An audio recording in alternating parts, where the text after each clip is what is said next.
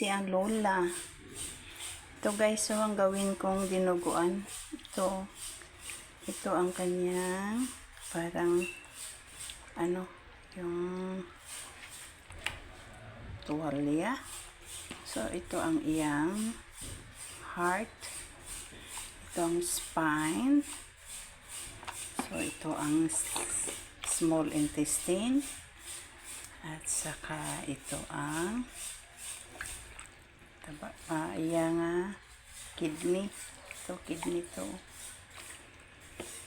At ito ang iyang lungs.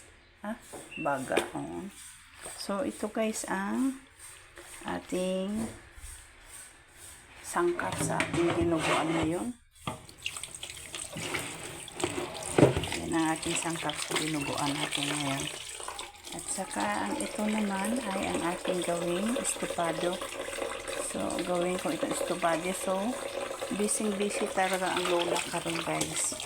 Daming lulutuin estopado, at saka beef curry, at saka yung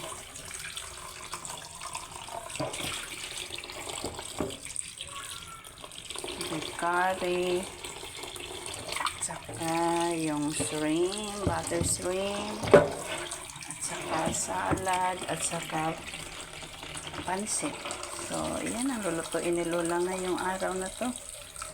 Busy ang Lola ngayon, no? So, yan lang guys.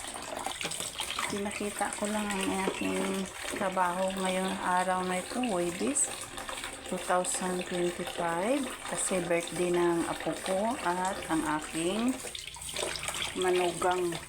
So si Lola ang kusinira ngayon. So ito guys, busy ang Lola.